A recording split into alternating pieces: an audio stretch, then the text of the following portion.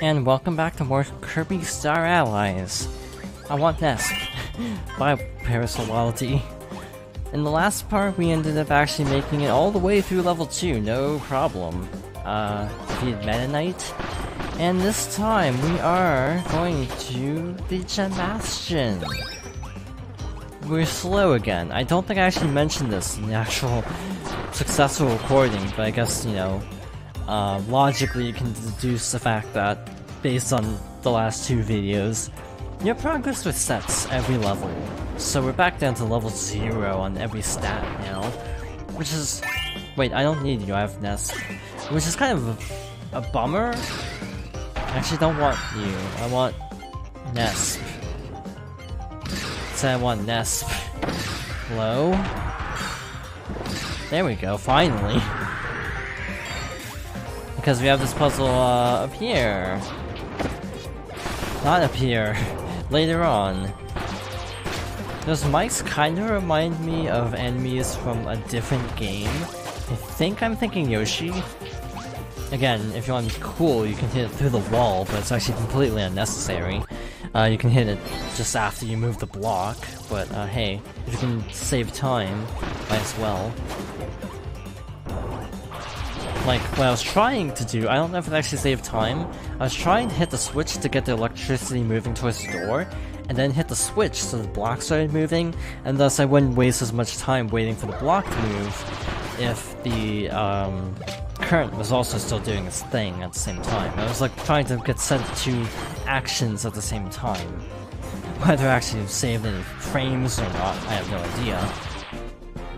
I actually am really curious to see a speedrun of this now. I wonder who the best character is. Probably Marks, just because from my experiences he kind of shreds bosses. Like, just destroys all bosses I found on my own time. Though most of the Dream Friends are pretty good in battle. Marks is just sort of exceptional, and it makes sense. Again, I'm very curious to see how, like, Magalore fares. I can picture him being very overpowered. Not a bad thing. Also, Pawn and Con don't get another villain title card like Meta Knight. Kind of a bummer. So, the yo-yo is a good move. The up, down, up, Y is like your best bet. As far as I know, there might be a better move. But as far as I'm aware, it's one of the best ways because it can hit them on multiple layers, which I find very overpowered. And kind of hit through the floor, it looked like, just now. Oh, Nesp is actually down, so you have to revive him.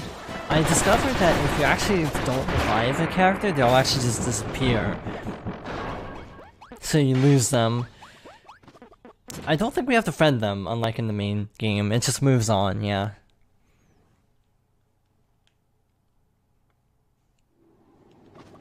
So now we're inside the base, again. So this is where things start getting long. If you recall, the actual worlds themselves get longer as the game progresses. So this is like the first kind of long world. So we might just get to the midpoint and call it. Might make for a short video, and I apologize in advance if you're expecting the full thing, but also I'm not quite sure how possible it will be with the last few stages to get everything in one go. Besides, we still have a lot to go with this game. It is longer than I expected when you factor in bonus content. We still have the ultimate choice to go through multiple times, spoiler warning. Because yes, you have to actually go through the ultimate choice multiple times. Kind of like your arena, how you have to beat the regular arena first, I guess. And supposedly they're adding more enemies to the ultimate choice in the update that's coming out when I'm recording this in a few days. I'm really excited because Kirby is one of those franchises that everyone makes fun of for being really easy. And then you try to 100% them, and then they give you the hardest time ever. Okay, not ever. It's not gonna be like Yoshi's Island for 100%. Point still stands. Kirby games are like really easy to complete or finish, but really hard to complete. Ever since watching certain channels who use the terminology this way, I started using finish and complete differently. I use complete to mean like doing everything. Oh wow, that's actually literally the first time I've ever failed that. Like, not kidding, that's the first time I've ever failed that, because I'm like, clearly not focused enough. I tend to use finish to mean just beating the game, and complete to denote, like, doing everything. Because completion tends to mean, yeah, doing everything. So just to clarify the terminology, got a switch. Sadly, no more Dream Fens for us. It's just attack and speed powers.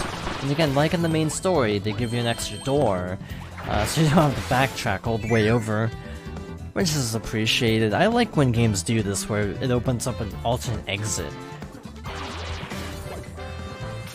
I am actually gonna get water. There we go. It took a few tries. But because we have water, we can get through the electrified enemies very quickly and make this room a lot less scary.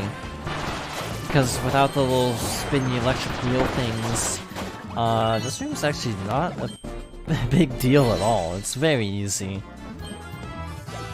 Also, if you're wondering, I find health to be the least important in terms of going fast. Speed, obviously, you go through levels faster. Attack is also really good though for speedrunning, because if you have high attack, you just shred through bosses super fast, and it just makes them much easier to get through. Friend platforms, so Franziska is coming up. Did I say Franziska? I think it's Franziska. I think I said Franziska with a Z because of kind of being on an Ace Attorney kick lately. The games are coming to all consoles and Steam. Well, not all the games, only the first trilogy. Point still stands, I'm excited. So, basically, it's the same fight, except, I don't know if it's easy or not with this much power. It felt really fast, so maybe it is easier. That was me knocking something over, by the way. My mouse is dying, so I have an extra battery on hand just in case. You know, like if the battery dies, like right at the end of the recording, and then I can't, you know, stop the recording. So I have an extra battery, and I just knocked it over like a klutz. Peaked the mic really good though. So I apologize for that. I like the aesthetics here. They're a little repetitive, but I do like the change in color palette throughout. It makes it feel less samey, to me at least.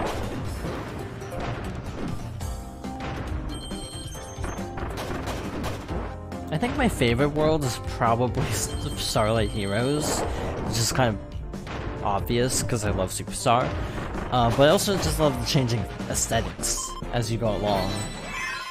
It's like, oh, one moment you're in a water level and the next you're in a cave, and it's just very dynamic and makes it feel very alive. Maybe not alive, that's not the right word. Less repetitive, at least. It makes it feel more like an actual galaxy, I guess. So just a series of levels that all are in the same theme. Like, this is a very thematic level, which is kind of redundant. But even Dreamland has a cave, like a nighttime level, so even like Dreamland mixes things up quite a bit. For the starting world, I mean. Oh shoot, I forgot to switch the water before entering the door. Oops. One more. One more. I'm not gonna get, water, am I? Yeah, I'll probably just be faster, just defeat the boss at this rate, instead of worrying about elementals. So yeah, that can immobilize you until the attack is done, as we're gonna see.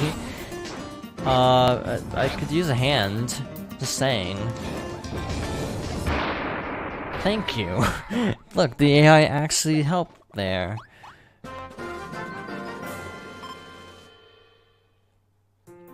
Eight minutes, 14 seconds.